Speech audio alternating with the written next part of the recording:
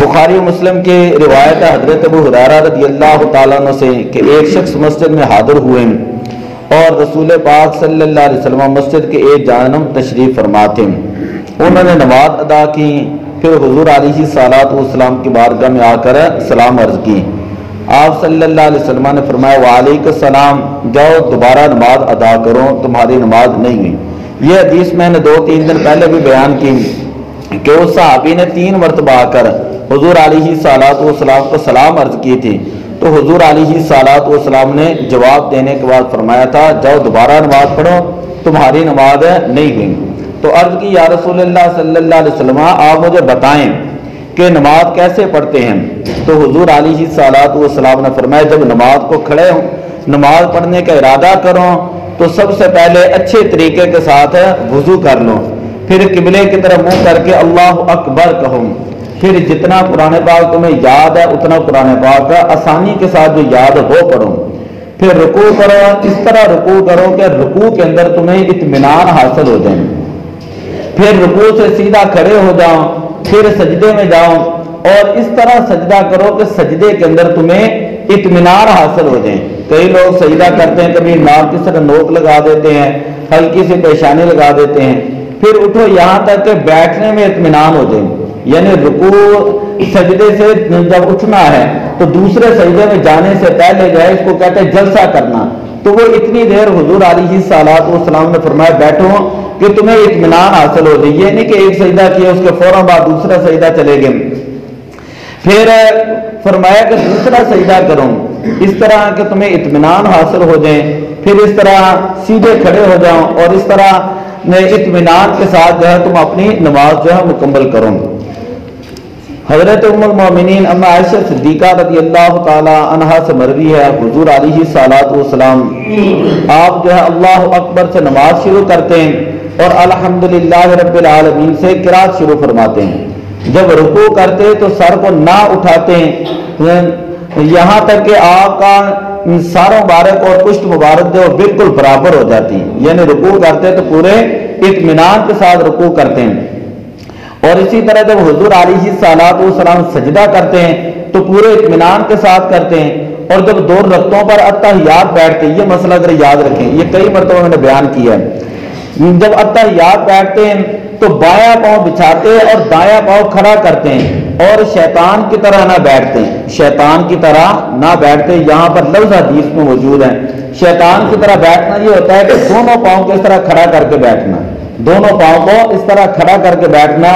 اس سے نبی پاک صلی اللہ علیہ وسلم نے منع فرمایا ہے، اور فرمایا کہ درندوں کی طرح بھی نہ بیٹھا کرو۔ ان کا بیٹھنا یہ ہوتا ہے کہ ایک پاؤں دائیں طرف دوسرا پاؤں بائیں طرف نکال دیا، یہ دونوں پاؤں دائیں طرف نکال لیے، یہ دونوں پاؤں بائیں طرف نکال لیے، یہ تینوں طریقے جو ہے یہ عورتوں کے طریقے ہیں۔ مردوں کے نماز کے بیٹھنے کا تحیات بیٹھنے کا طریقہ یہ ہوتا ہے کہ دایاں پاؤں کھڑا کیا جائے اور بائیں پاؤں کے اوپر اس طرح بیٹھا جائے اس کو بچھا کر۔ اسی طرح اگلی ایک روایت کے اندر بڑی اہم روایت ہے، سماعت فرمائے حضرت ابی بن کعب رضی اللہ تعالیٰ عنہ سے مروی ہے کہ حضرت جابر بن سمرہ رضی اللہ تعالیٰ عنہ نے 2 مقام پر رسول پاک صلی اللہ علیہ وسلم کا سکتہ فرمانا یاد کیا۔ ایک وقت جب تکبیر تحریمہ کہتے ہیں اور دوسرے وقت جب غیر المغضوب علیہم ولا الضالین فرماتے ہیں، یعنی جب آپ جو ہے تکبیر تحریمہ کہتے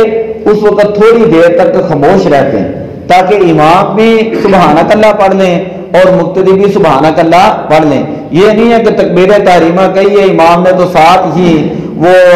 آیت کیا اس کا نام سورہ فاتحہ شروع کر دے، قرات شروع کر دے، یہ نہیں۔ دوسری بات کہ جس طرح غیر المغضوب علیہم ولا الضالین، یہ سنت ہے کہ غیر المغضوب علیہم ولا الضالین کے اوپر تھوڑی دیر خاموشی اختیار کرنا تاکہ امام بھی آمین کہے اور مقتدی بھی آمین کہیں۔ آگے آمین کیسے کہنا ہے کہ کئی لوگ بلند آواز کے ساتھ آمین کہتے ہیں،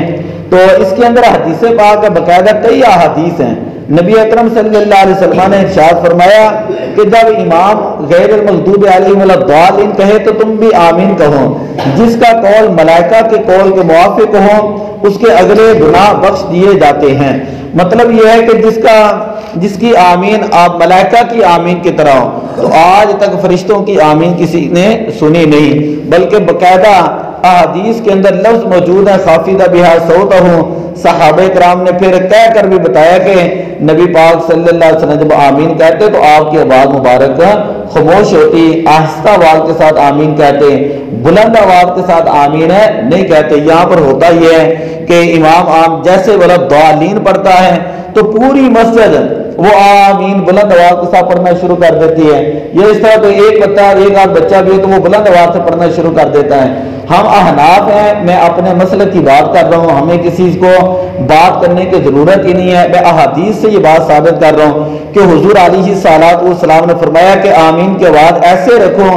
جیسے فرشتوں کی آمین ہوتی ہے، جیسے فرشتوں کی آمین ہوتی ہے، آہستہ آواز کے ساتھ پست آواز کے ساتھ آمین کہی جائے گی۔ اسی طرح آگے والا مسئلہ میں نے آپ کو پہلے بھی بتایا ہے کہ جب امام قرات کرتا ہے تو مقتدی قرات نہیں کرتا، جب امام قرات کرتا ہے تو مقتدی قرات نہیں کرتا، بلکہ مقتدی خاموشی اختیار کرے گا۔ امام کا پڑھنا ہی مقتدی کا پڑھنا ہے۔ قرآن پاک کے اندر وَإِذَا قُرِئَ الْقُرْآنُ فَاسْتَمِعُوا لَهُ وَأَنصِتُوا لَعَلَّكُمْ تُرْحَمُونَ کہ جب قرآن پڑھا جائے تو خاموش رہو، جب قرآن پڑھا جائے تو خاموش رہو اور غور سے سنو۔ ہاں اکیلا نماز پڑھ رہا ہے تو پھر مقتدی اکیلا پڑھ رہا ہے، سورہ فاتحہ بھی پڑھے گا، ساتھ جو ہے وہ قرآن پاک کی سورت وغیرہ بھی آیات وغیرہ بھی پڑھے گا۔ آگے مسئلہ ہے رفع یدین کے حوالے سے حضرت عبداللہ بن مسعود رضی اللہ تعالیٰ عنہ بیان کرتے ہیں، کیا تمہیں وہ نماز نہ پڑھاؤں جو رسول پاک صلی اللہ علیہ وسلم کی نماز تھی؟ پھر نماز پڑھی اور ہاتھ نہ اٹھائے مگر پہلی بار یعنی تکبیر تحریمہ کے وقت۔ تو صرف صحابہ کرام بھی یہ فرماتے ہیں، بے شمار احادیث کے اندر ہے کہ رسول پاک صلی اللہ علیہ وسلم، حضرت ابوبکر صدیق، حضرت عمر فاروق رضی اللہ تعالیٰ عنہ کے ساتھ ہم نے نمازیں پڑھی ہیں، تو ان حضرات نے سوائے تکبیر تحریمہ کے دوبارہ ہاتھ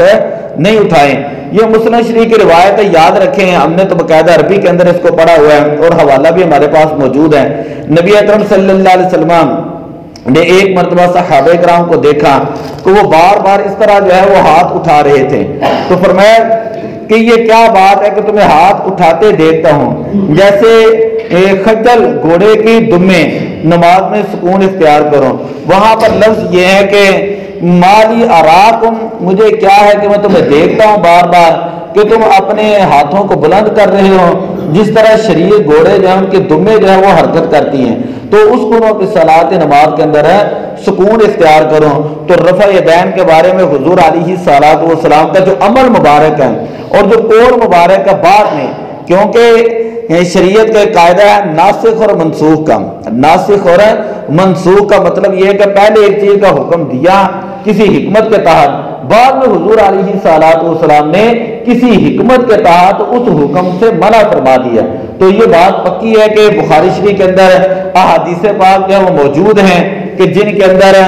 وہ یہ موجود ہے کہ جس کے اندر نبی پاک صلی اللہ علیہ وسلم نے رفع یدین کیا ہے، ہم اس کے منکر نہیں ہیں، ہمیں پتہ ہے، ہم نے وہ احادیث پڑھی ہیں، لیکن بعد میں حضور علیہ السلام نے خود اس کو منع کر دیا ہے۔ اور قاعدہ یہ ہے کہ جہاں پر قول حدیث کا قاعدہ ہے، قولی حدیث اور فعلی حدیث جمع ہو جاتی ہے نا، وہاں پر حدیث قولی جو اس کو ترجیح ہوتی ہے، یعنی ایک عمل نبی پاک صلی اللہ علیہ وسلم نے پہلے کیا، بعد میں حضور علیہ السلام نے جب اس سے منع کر دیا نا، تو منع والی حدیث کے اوپر جو ہے وہ عمل کیا جائے گا۔ اور شریعتوں کا بھی قاعدہ یہ ہے کہ پہلے جو احکام آئے، قرآن پاک آیا تو قرآن پاک نے پہلے بہت سارے احکامات کو جو منسوخ کر دیا ہے، اب ظاہر بات ہے وہ بھی نبیوں کے احکامات تھے، ان کے اوپر اب عمل نہیں ہوتا۔ قرآن پاک کے بھی بے شمار احکامات ہیں جن کو منسوخ کیا گیا ہے، تو دعا ہے اللہ تعالیٰ یہ جو فقہی مسائل ہیں ان کو سمجھنے کی توفیق عطا فرمائے۔ الصلاۃ والسلام